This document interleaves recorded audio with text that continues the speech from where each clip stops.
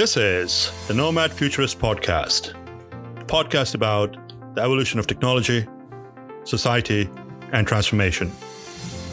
Connect with us, share your thoughts with us at nomadfuturist.com. Let's get this started. Here are Phil and Nabeel. Hello. Welcome to Nomad Futurist. This is your co-host, Nabeel Mahmood from Kona, Hawaii. This is your co-host, Phillip Koblence from Montclair, New Jersey. This is Paul Peterson from Connecticut. You're from the whole state of Connecticut. The whole state, yeah. Paul, thank you very much for taking the time to join us today. You have a very interesting story, but before we get started and started digging deeper into how you got to where you're at today in your career, let's start telling our audience, what do you do today? So I am a senior director of operations for JLL. I run the Northeast region for the CyrusOne account. So I have multiple large-scale data centers in the Northeast that I run. So could you expand a little bit on, as a senior director of facilities and facility operation, what does that mean? What's your day-to-day job? Are you just keeping the data center active and live?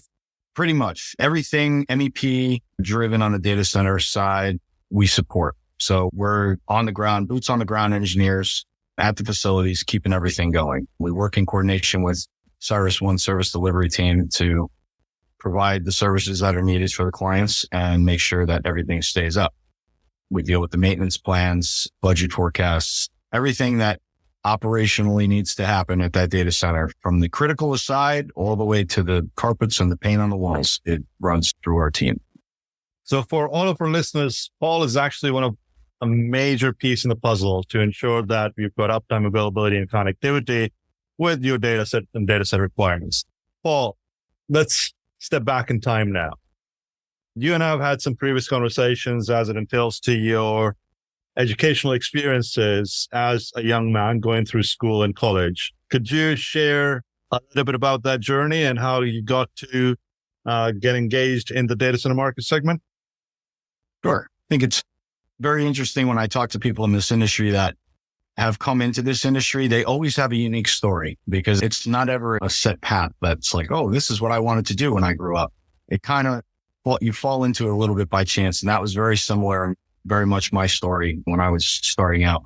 So I came out of high school. I went to school for secondary ed chemistry at Western Connecticut State University. I quickly realized that it wasn't really for me. I wasn't the greatest academic, mainly because I just didn't do homework. I was working. We had a family business. So I used to leave high school and go straight to work and work weekends and work nights. So I had very good technical hands-on aptitudes. I knew I wanted to do some kind of a trade. So I started to switch gears and started to look at possibly becoming an electrician. What was the family business? My father ran a dry cleaners. So that's why you were wanting to be a chemist, huh? It's like kind of breaking back. I had some environments with chemistry. I used to do some rigging at 14 years old and moving a shit machinery and high pressure steam fitting and all kinds of stuff hands-on. So I had aptitudes for that, and I had a little bit of experience with that from a young age. So I was always hands-on, and school was not really my thing. I just sitting in a class, at that point in time, it just didn't appeal to me. So I tried to go to school and do the 4-year program thing, and it just didn't work for me at the time. So I met my younger brother's best friend. They were playing Pop Warner football. His father ran a company that we didn't know at the time. We knew he was successful, but we didn't know what they did. Come to find out, he ran a very large remanufacturing facility of critical equipment. And it was right around the 2000s when things were booming, and they were taking PDUs and older UPS equipment and remanufacturing them, stripping them and selling them to me. And selling them to Phil. Is that Friedman or is that someone else? No, that was Friedman. Oh, Friedman. So Steve was talking to my father and said, just happened to by chance to say, hey, what's your other son doing?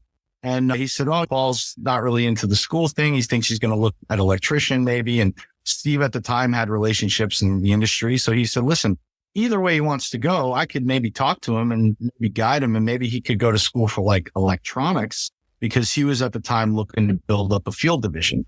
And he said, I'm not going to give him a job, but I'll present an opportunity to him. And if he does the work, he could have a very good career path. Now, fast forward to today, Steve never would have imagined in his wildest dreams I'd be sitting where I am now.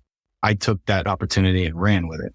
And so I ended up going to school for electronics, Connecticut School of Electronics, which is now Porter and Chester University. They were bought out. And I went through a basic electronics curriculum. We dealt with alarm panels and live sound reinforcement, four-way bridge rectifiers. It's very small level. And the theories that I was learning at the time, I was like, how is this going to correlate to what I'm doing? And eventually, once I got through the program and I came to Steve and I said, I did what I was supposed to do. I want the opportunity. And at the time I was working part-time at the factory, stripping down condensate pumps from crack units and cleaning condenser coils and whatever I had to do to get in the industry to build my reputation and show that I was a team player and build my career forward in that company. And I eventually was able to move to the electrical side on a full-time basis. And I met my mentor, who's to this day was one of the most brilliant engineers I've ever met, self-taught John Bolsamo. And he was an unbelievable asset to me. And I didn't realize how much at the time, but he taught me everything about three-phase power, critical infrastructure, from the nuts and bolts all the way up to the distribution and the cabinets and everything. He had me reading manuals and schematics for hours every day. And I took 4x1 meg UPS systems and stripped them to the frame, painted them, rewired harnesses, did cap assemblies, fully commissioned them, changed set points, programmed them. I got an education that I don't think anybody in this industry could even imagine on that. It was tremendous. That's absolutely amazing. We talk about a lot on the podcast that what our goal is to introduce people to the foundational elements that power our digital world, like let them know that the data center exists. It sounds like your exposure in this super unique way. You're basically like taking stuff that was headed for a dumpster and making it relevant, which I think is spectacular. But it's so much more foundational than even what the data center is. It's like the foundational elements of the foundational elements that power the things that power the things that power the digital world, which is just, you stripped it down to the point where we try to talk about it in terms of building blocks. And you have this building, and this building houses computers and cabinets and wires and blinky lights. You're talking about it from the standpoint of like, here's a capacitor. Yeah. And then you put a couple of these things together and you solder them to a board, and then you put this other thing, and then eventually there's a battery. And it's such an incredible experience that I'm trying to think of the people that I know in our industry and just the exposure that you were given, not because you sought it out, but because you happen to live in the part of Connecticut where Steve Friedman was kibitzing with some guy that happened to know that his son, who hated school, needed something to do. And it's just, that's that windy road. We try to figure out, like, what are the characteristics that you need to have in order to succeed? What's going to resonate with the younger generation? And it's that, stay curious, stay open-minded, realize that the people around you are not there to judge, but they're there to be resources. So don't be so scared to not follow like a typical path. I'm probably skipping to the end of the podcast for where we are, but just incredible. Yeah, for sure. And Steve said it to me 100 times. He's like, listen, I believe firmly in giving someone an opportunity, but you have to take that opportunity, and what you do with it is what is going to make or break you. And I see too many times, I'm considered a millennial. I don't feel like a millennial sometimes, but I'm considered one. And I have interviewed people and I've talked to younger students and kids going to school, and the motivation, the drive, the ownership of their role that they're looking to take on, it's not there. It's feel like it's fading away. That mentality. When I worked in that facility, they called me at 4 a.m. I drove there, ripped apart units, drove them to the airport, got on a plane, drove to the site, went to the site, did the repair, came home. I didn't think anything of it. You need to get the job done. This is what we do. It's a critical environment. It's key. And that was the mentality. That's how I was trained. Most of the guys in the field at the time were ex-Navy nukes. These were guys that live and breathe criticality. But there's something about that really appealed to you, obviously, because for the people that love the academic thing, which is like going to a comm room, are probably the people that resonate with like 9 to 5. And then you go home and you go to the office and you have the little suitcase or a briefcase or whatever it is. And then that's that. You have to really not just be a sadist. That goes without saying, but you have to like appreciate not being needed and wanting to be hands-on and wanting to be the person that is responsible for this thing, even if it's not necessarily Paul Peterson's responsibility. You feel that accountability for the environment and you thrive on actually understanding the moving parts and being responsible to it. And I think there's so many people that have a hard time identifying that in themselves. It resonates in the typical path you're supposed to take as not liking school or not wanting to do the standard thing. And there's a fine line between just ending up on a park bench somewhere because no one wanted to give you a chance, and being able to look in yourself and try to figure out like what makes me tick is valuable. Right. And it might not be valuable on this path, but it's valuable in this other way that I'm going to experience. So it's great. So you had mentioned earlier that you did not really have interest in school. When you finished high school, you were a varsity baseball and football player. Then you went to Western Connecticut. Yeah. And sounds like that you didn't really like it. What didn't you really like about the system? When I look back, and this is why I'm doing what I'm doing with you guys, and I'm talking to trade schools again, and I'm visiting these students and having these conversations. I remember what it was like coming out of high school as not a great academic, not really know where I was going.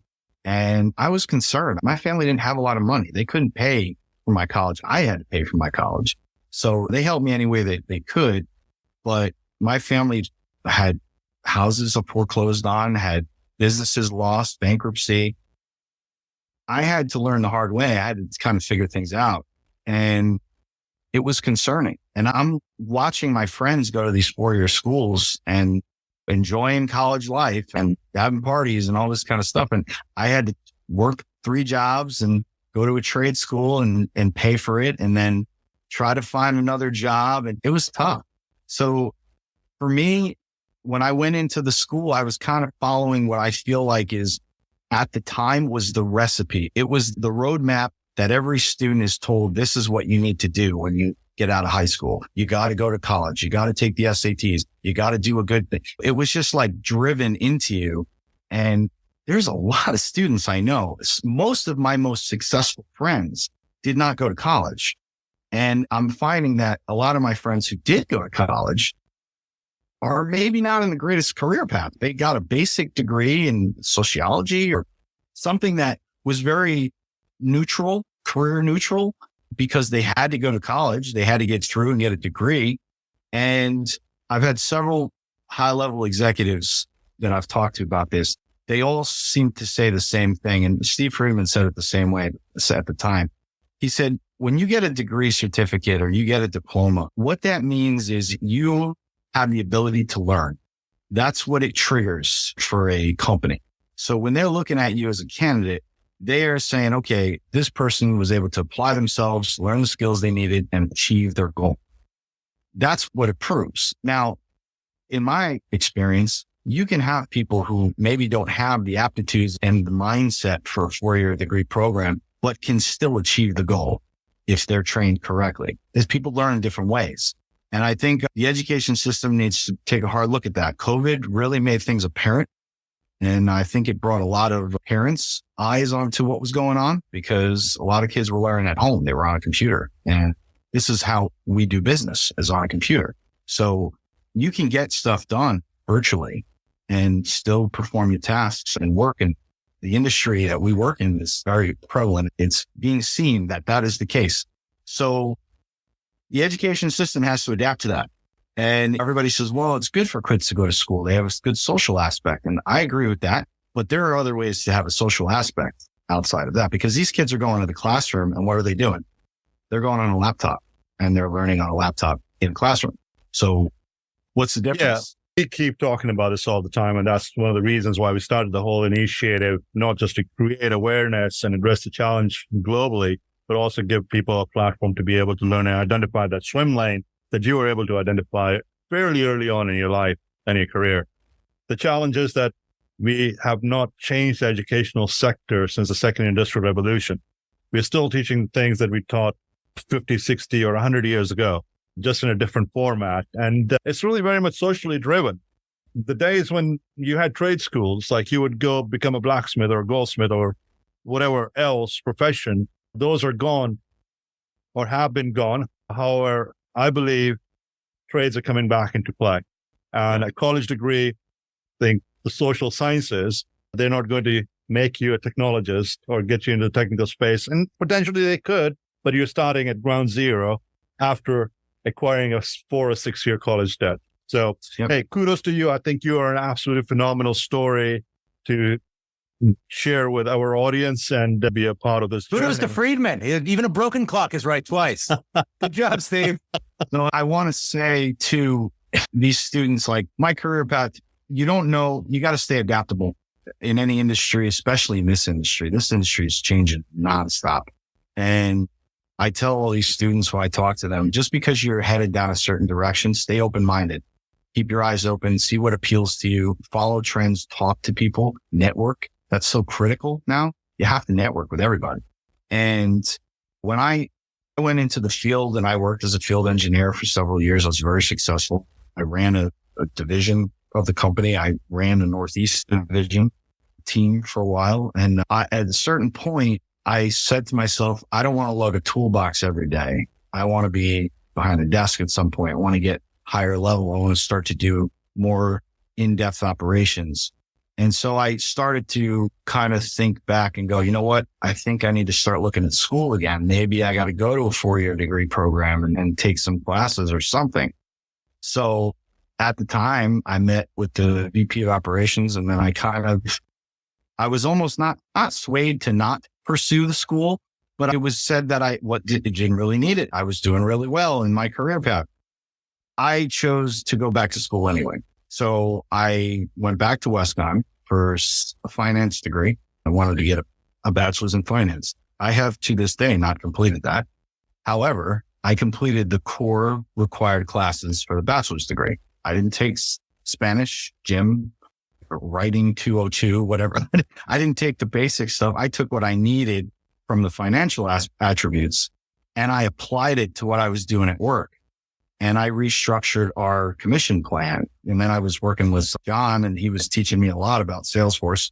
And we manipulated architecture in the system and working with all the different departments, marketing, scheduling. I dealt with the coordination team. I dealt with the finance team. I started to apply what I learned in those business classes, and my writing skills got very, very good. I started taking some business writing courses and learning how to articulate email and communicate at an executive level, which made me a real dangerous player in the industry from a sales perspective, because now I had all this technical ability. I had relationships across the country with the biggest data center companies in the world.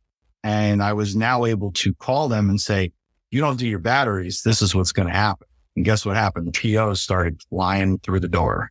So the nice thing is when you're on the receiving end of POs, you're on the receiving end of checks that go along with those POs. So it's always nice to have the compensation that justifies comes along with the rest it, of it. I think most people, they'll go back to school if they do, because the way corporate hierarchy works right now is it's a checkbox. You get the BA for entry level, then you go back and maybe you're lucky enough to work in a place that will pay for getting a master's, and you get the master's in business, or you go back to law school or whatever you do. And it's to collect that piece of paper. And inevitably, everybody understands that you learn these concepts at school, but once you get in, you'll learn how the business works from inside. There's even a trade school mentality within the corporate structure. It's kind of built into it, except you're the first person I've heard of that took it upon themselves to not just focus on the checkbox. You're actually going to school, searching out the things that you want to learn and then apply, as opposed to, almost. And it made it,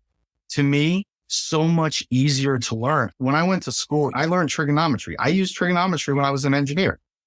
I didn't know how to apply that in school. They didn't know how to apply it. I met mathematics professors that were teaching me math later on in life, and I'm showing them stuff I'm doing with vector modulation on an inverter drive circuit. That's right over their head. They have no idea what I'm talking about. So I always get in trouble for using that "those who can't do teach" moniker. Mm-hmm. Sometimes it's true. It's a practical application knowledge is totally different than theoretical knowledge. It's a different skill set. It's a different skill set in the sports. Not every baseball manager is a great player. It's just not necessarily the case. It makes it so much easier to learn the subject when you can apply it. No question. Right. I went to school for business, and now I'm looking at financials from my company and structuring sales pricing and stuff like that, and ROIs. I figured out how to do an ROI in college. I took that and applied it to my sales platform with large scale customers. When I showed them an ROI, and the overall environmental change from taking an old system and replacing it with a new system and why it was cost effective and tell them they're going to make their money back in 3 years. It was an instant sale. Right. And nobody's presenting it that way. Nobody is presenting it that way. That's why we were so successful. And I was in the sales thing for a while, did sales for a couple of years.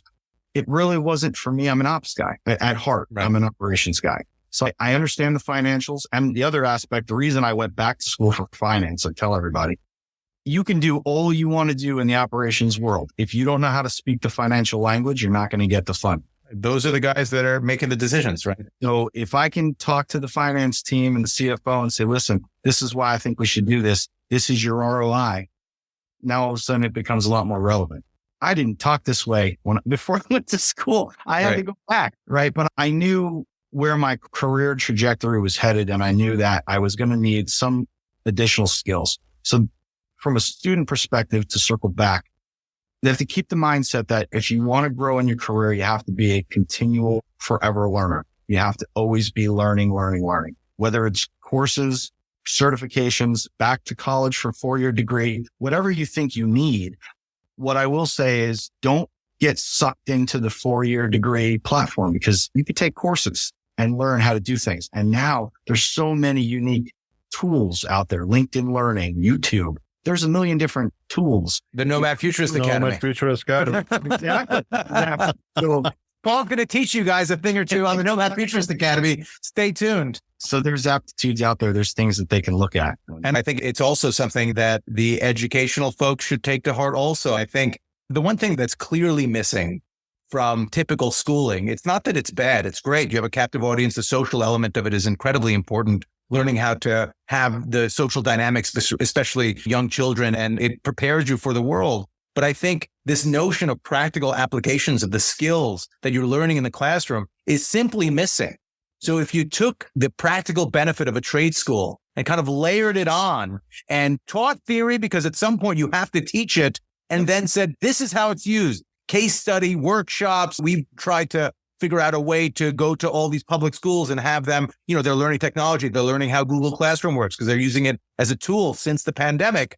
Don't just teach them how the applications work. Teach them why the applications work. Take them to a data center. Take them to where these things are set up and just show it to them. They're using the internet on a second-by-second basis. They're addicted to technology. Use that passion and show them something that really might create the next Paul Peterson, or better yet, the next Steve Friedman.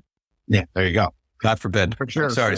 Nabeel put a post out recently about AI and the younger generation, how they adapt to it so fast. And that's it in a nutshell right there. If it affects them directly and it's something they can manipulate at a young age, they soak it up and they're going to learn it faster than any of us. So the fact that they're able to do that, take a technological advanced technology like that and adapt it and use it and manipulate it at such an early age, it just shows if it's taught that way, if the mind up application first, then funnel the theory into the application. We're wasting all that time. It's easier for them to understand and comprehend it. It's the same as someone learning to ski as an adult versus someone learning to ski as a child. Exactly. Right? They're broken with fear by the time they're an adult. I try to ski at this point and the fear is paralyzed. When you're a kid, you're too stupid to be scared. Exactly. Yeah. Paul, you made an interesting comment earlier in a conversation regarding mentors. Yes. As a young man, it's quite challenging to say, okay, this is the direction I'm going to go in, because you don't really know what's that going to result into. How did you find, for starters, that mentor believed in that person and their direction and guidance, and then agreed to a game plan that you put forth for yourself, that that's what you were going to do?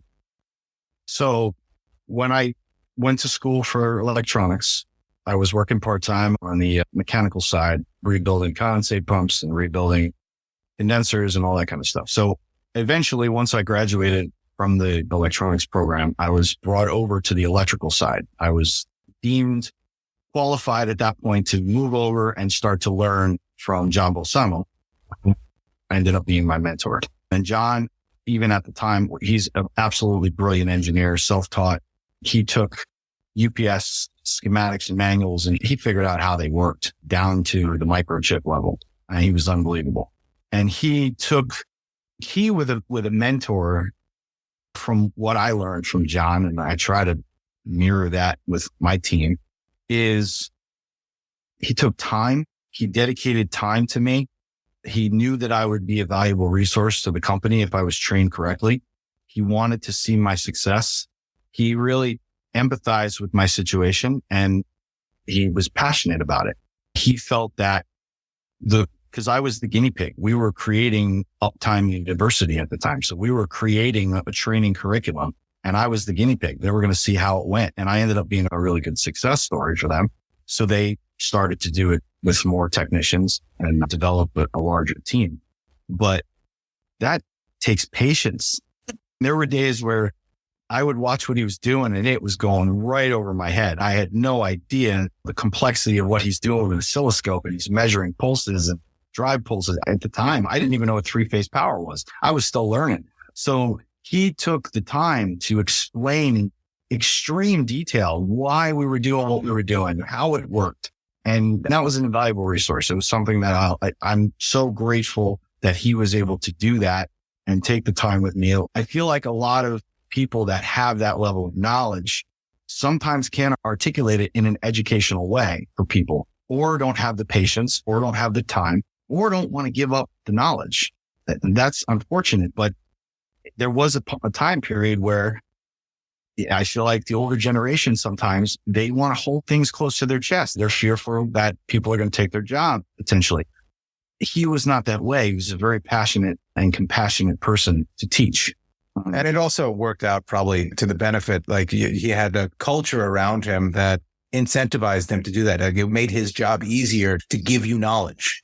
And if that's not the case, the fact that they were building Uptime University, the fact that they were trying to find a way to, because there was a recognition that there is no place for this kind of knowledge to be gained. You can't learn it at WestCon. You can't learn it at any school. There's not, Apex Technical School wasn't teaching how to field strip 600 kW Liebert. Yep. Well, they're still not teaching. No, they're not. I think they're totally done now. But in general, that still doesn't exist, that type of experience. So it's invaluable to even hear about it, and still incredibly unique, which is why you're going to be the star of the Nomad Futurist Academy. These are very interesting stories. And it's kind of interesting that in my entire career, I never got to experience this from your perspective. And being in the space, you don't really get to see it. You can end up developing this tunnel vision like, oh yeah, well, everybody knows somebody, everybody's smarter than somebody. But like Phil says this quite often, we all fell into the space purely by an accident in some way, form, or shape. And we have been defining this infrastructure, which is good, right?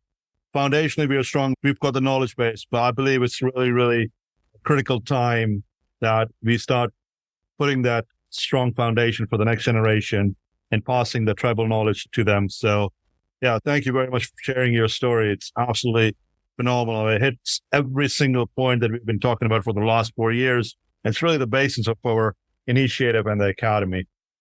So really happy to get involved with you guys. I think it's a great initiative. I think it's absolutely something necessary in this industry. We are headed for very, very difficult times if we don't start to build up our workforce in this industry. No. AI is going to do it. Yeah. The generative AI. What powers the AI, Paul? Exactly. So I'm saying it's a little bit of a vicious circle there. You brought forth that you went back to college again to finish finance, right? But you did not finish the degree. So a couple of questions that come forth as you progressed in your career, as you got deeper into the entire data center, physical layer, particularly in the electronics, electrical, and operational part of it. At what point in time you figured that you actually needed to go back to college and develop certain skill sets, whether it be communication and or the financial part of the business to get you to the next level? So my third year in the field, I made the decision that eventually, and I was very early on in my career, but I made the decision mentally that I did not want to lug a toolbox across the country forever. And I would do my time and do what I had to do, but I needed to learn some additional skills if I was going to prove that I could work in a business environment. And when I went back to school and I was able to now apply what I was learning in the field, and then I started having conversations high level with the VP of the company. And I said to him, I want to find a position that works for me, whether it's operations, running a region, whether it's sales. I wasn't really sure. I just was looking for an avenue. And actually, when I got into sales, we created a position with a sales engineer didn't exist in that company at the time. So I said to them, why don't you make me a sales engineer? I can apply my technical aspects to what I'm selling, and I think it will work well. And then I have the business acumen that I'm learning going to school, and I can apply that. And all around, it just kind of worked, and it worked really well. We were very successful for the period that I was doing that. So would that be appropriate to say that you found your passion and then there on in, you wanted to get quick skill sets and knowledge base so you can communicate properly with people in whatever language that needed to be communicated in? Yep. I think it's important for students to see, they have to find their aptitudes. They have to find where their strengths lie. So if you're a hands-on person and you're technical, but you don't necessarily have the communication skills, look at yourself. Have you ever seen, there's a famous sculpture, and it's actually a father and son figure, and the father has all the holes. And then all the holes that were taken out of the father was applied to the son and created the son's figure. And I think if you think of it from the mentality like that, look at yourself as a statue with holes. Find where the holes are and then figure out how to fill them. If you have to work with somebody that has that skill set and mirror what they're doing for success, do that. If you have to go and get a certification, do that. And eventually you will fill those holes and you'll become the person that you really are driving towards. And that once that happens, and I feel like I'm far from being an expert. I've come a long way, but I'm a forever learner. And I always take the approach, there's always more out there to figure out. That's what's so amazing about it. What's so amazing about it is that the notion that someone that's 18 years old is going to choose a college major and that's somehow going to be enough, right, is so absurd. It's just like, you have to get into the world and see, like, when you actually it just makes so much sense if you describe it. You have to see what's going on and then figure out where the gaps are. You might think you're good at something and then it turns out you're actually not very good at it. Or like if somebody came to you before you even went to the electronics courses and said, I think you really need a finance degree. I think you need to go to school for finance. You would have beat them up. You just simply would have pushed them in the face. And it took you seeing that you didn't have that skill to want it. And when you want it, it's not work because you want it. Yep. Mm-hmm. So it's not an obligation. It's not a chore. I would sit in these classrooms in these courses, and I was a lot older now. This was many years later. And I was sitting in a freshman class, and these kids were messing around, not paying attention, on their phone, doing things.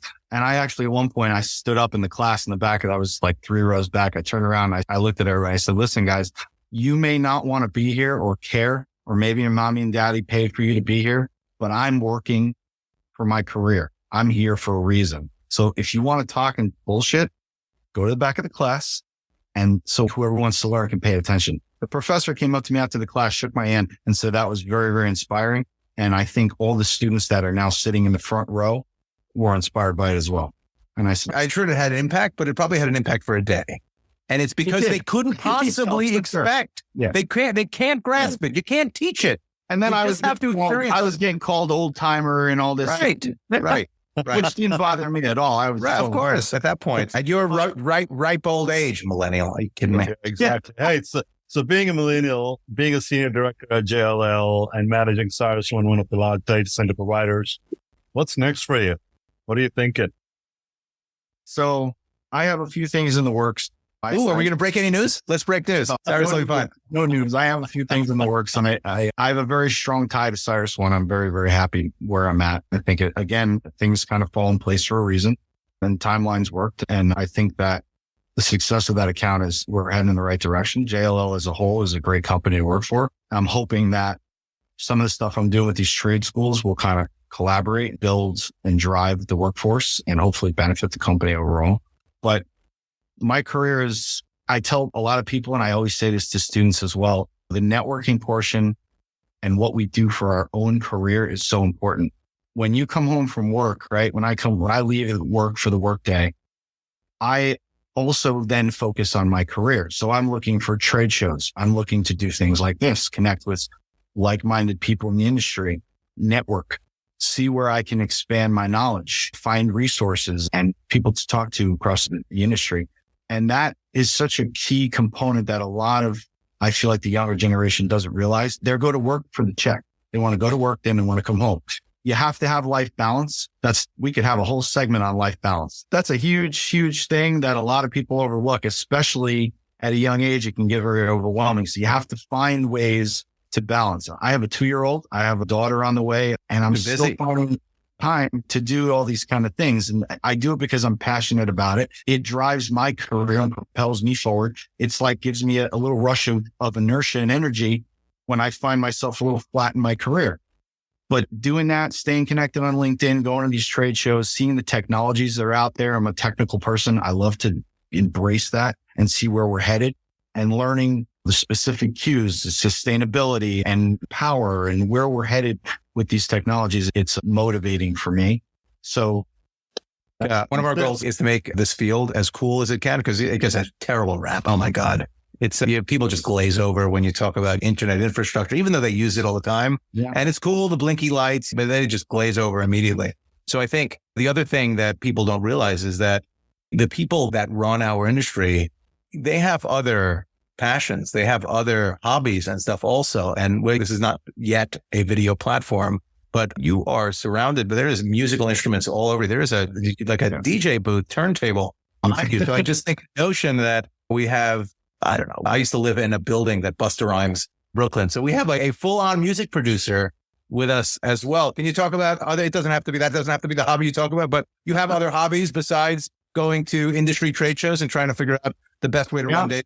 So my biggest escape is when I can cycle. I'm an avid cyclist. I love to get on my bike and just go. I've done a couple centuries. I was training for a dual century and I had a herniated disc in my neck, so it put me a little behind, but I'm getting back into it. It's a little tough with the young ones running around, but my wife is she loves it. She's like, go, clear your head, come back. And so that's a big part of it. When I get to do my music stuff, I enjoy it. I did DJ for quite a while. That's some pretty big venues. And I do some local stuff. I do some private parties and events, but low key. So is the CEO of Goldman Sachs, by the way. So you're in good company. Very prominent DJ. I know him very well. Yeah. The best thing I can say for the students is follow your passions, find your aptitudes, do things, and you have to enjoy what you're doing. When I go to work, I want my team to be happy when they go to work. I want them to enjoy being in the environment. We all have stress. We all have things we have to get done. But you should be able to come to work and engage with the team and have a positive atmosphere.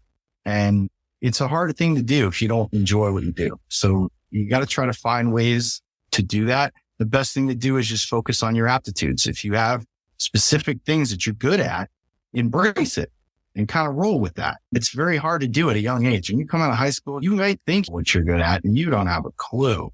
My 10-year-old thinks he knows what he's good at. My 10-year-old thinks he's better at everything.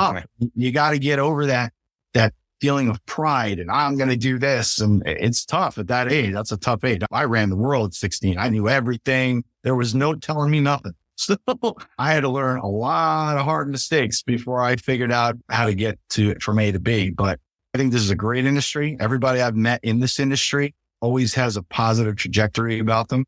And we're booming. It's a great industry, but it's getting bigger, faster every day. If we can get these students in the right mindset, give them the skills they need, I think there's going to be some really tremendous players. I watched a series called The Men Who Built America. And it was actually the first time I saw it was in my finance class, the first finance class I took, Finance 101 in WestCon, and it was taught by the dean of the business program. And he comes in and he puts a movie on and he's like, we're going to watch segments of this series the whole time throughout the semester, because I think it's such a prominent thing. It's the mindset of these business titans, which is what they were, and the way that they took entrepreneurship and technology and adapted it and could see and forecast futures and created what ended up being the U.S. economy was absolutely inspiring. And I watched this segment before I got on here because it just sparks the fuel. It gives me like a little bit of fire. And I would love one day to be able to be recognized as a titan in this industry. That's a driving force for me. There you go. We found it. The next thing for Paul is to be the titan of the data center industry. We found it. Yeah. With the data center Mount Rushmore. Got a long way to go. Got a long way to go. Well, you're on the right path, Paul.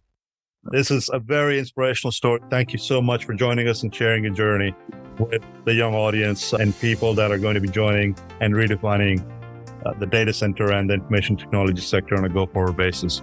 Thank you again for your time and being a part of the Nomad Futurist initiative. I appreciate it so much. Thanks for having me. And I'll talk to you guys soon. This has been great. Nothing lasts forever. Markets will come back, currencies will rebound, businesses will go on, and we'll all move on.